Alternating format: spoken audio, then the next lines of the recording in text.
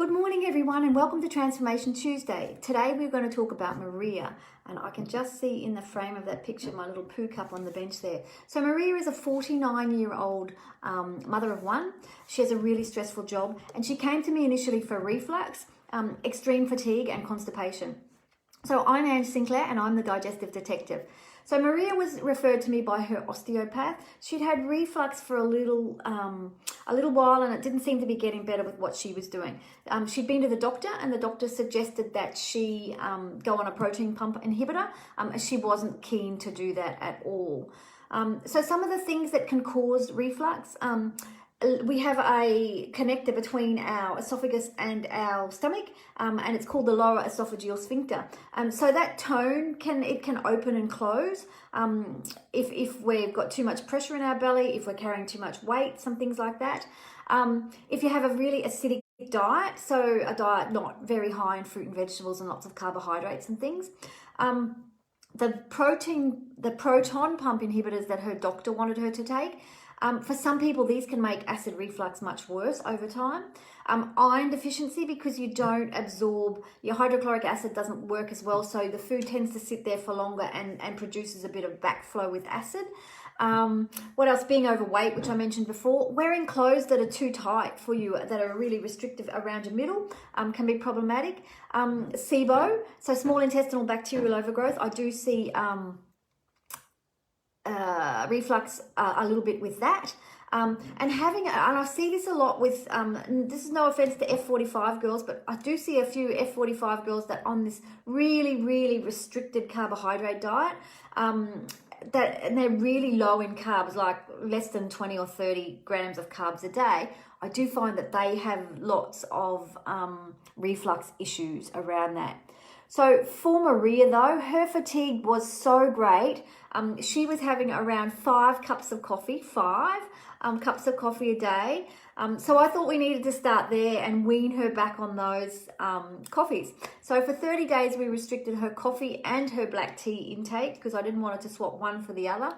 And so from the reflux point of view, we also then stopped, because these are some of the things that can aggravate reflux for people. So milk, orange juice, alcohol, tomato juice, chocolate, spicy foods, oranges, onions, mint tea, because that relaxes the lower esophageal sphincter and makes the acid come up.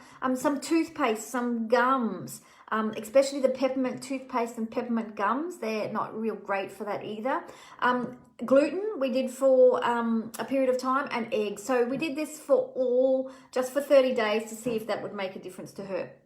So some of the lifestyle changes we made for her was she would come home from work really late, say about 8 o'clock, and eat her dinner, and then at around 8:30 to 9 o'clock she would have her dinner and then she'd go to bed. And so she would find that she was waking around 2 o'clock with the worst acid reflux. So acid reflux we produce the most acid around 2 o'clock in the morning. And so this is one of the reasons why you shouldn't eat and then lay down within 2 hours of eating, because it needs to give the food that you've eaten some time to get digested, or it'll just come straight back up that sphincter because of the pressure of so much food sitting in your stomach. So that's one of the things we got her to do. The other thing that with Maria, what was happening, because she was so tired, she was just inhaling all the food that she was eating. So it wasn't digesting properly because she wasn't breaking it down properly, because she wasn't chewing it. She was just literally putting it in her mouth, taking 1 or 2 chews and swallowing. So I have seen clients that have had reflux that by just chewing alone and really taking that time to do the 20 or 30 chews of each mouthful will help reduce their reflux, because from our stomach to our small intestines, it goes through at 1 teaspoon at a time. So, our stomach doesn't have teeth, so we really need to break it down so it doesn't have to work so hard to do its job. One of the other lifestyle things we did for her was actually elevate her bed head. So she wasn't lying flat, because when you lie flat, it tends to make all the acid run back down. So if you're on a bit of a lean-to, it's a bit of elevation, it's a lot better. And fortunately for her, she had been to Aldi and they had these cushions that were on a diagonal slope, a pillow. So she bought one of those and that was really helpful. So after we did her food, mood and poo diary, I could see there was a number of things that we could implement pretty much straight away for her so she could get better. But she was very busy and also very tired. So she tended to go for meals that were really easy, but not necessarily healthy for her. So I think heavy carbohydrate content, lots of pastas, lots of potato. She was also eating quite late, and this wasn't helping her at all. So what we did was we made some simple changes. In one of the things she changed was getting a meal preparation kit delivered to her house so that she wasn't cooking every meal.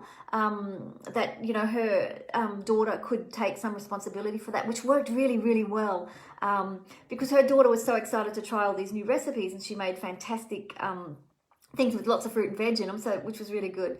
So we took out a few of the pastas. I mean, we left some in because it was convenient for her, so we just swapped a few of them to gluten-free pasta. We included more fruit and vegetables. We didn't really take anything out of the fruit and vegetables. She could still have potato, but we just added it a little bit so that she was having more variety and more colors. And we swapped out all of the coffees and black tea for herbal teas and water. We did use some herbs because herbs are really great, in my opinion, for coating the mucous membrane so that they can heal better. And we used a gut healing powder to repair the damage that was done by the acid, because sometimes, and we use those things as well to lower the inflammation, because sometimes it's not, it's the inflammation that causes the pain, not actually the acid itself, because it's taken away the top layer of tissue on the mucosa. So it's sometimes just the inflammation around that makes it sore. So healing that we really needed to do. And one of the plus things is once we increased her water and her fruit and veg intake, her constipation had healed itself. So I didn't actively treat the constipation, but I had a sneaking suspicion it was because she had such low fiber and such low water intake. Because remember, at 5 coffees a day, you would certainly be dehydrating yourself, because coffees innately dehydrate you. So that was something for her to think about. So on her last visit, she was pretty pleased as her fatigue had gone from a 10 out of 10 to now she was at a 1 out of 10. So she said she'd get really tired on the nights when she had to work late. So that was good for her, which also meant that not only was her fatigue better, but her energy had skyrocketed. So she was able to do much more stuff with her child, and she did have some interesting work conversations which she hadn't had before. So her bowel was moving every day, and when that happens, her reflux had become a lot better as well. So the only time that she was having problems was when she ate dinner too close to bedtime and didn't give herself enough time to digest it. So her doctor was pretty shocked that these small things had made such a big impact to her reflux and her energy levels, so which was good. She was pretty happy that she had now realized that she was required to do certain things to keep the progress of this happening. And it also gave Maria a goal to work towards, because it gave her a way to have some positive conversations at work. She had real issues putting boundaries in place around her work. So this was a really good thing for her. And overall, it had made a huge impact on her life. So do you have reflux symptoms that you'd like answers to? I'm off on holidays next week. I'm not going anywhere, but I'm going on holidays. So I'd love to come back in June and have a few people booked in for a free 15-minute call. So I can give you a roadmap of what you could possibly do for your reflux. So you can stop living with that horrible burning feeling or that constant clearing of your throat all the time and live a normal life. So if you're on Instagram, you can click the link in the bio, and on Facebook, I've added it to the top of the post. Have a fantastic day, folks. If you're in Sydney, go and enjoy the sunshine because it looks pretty fantastic out there today. Have a great day. I'll talk to you soon. Bye.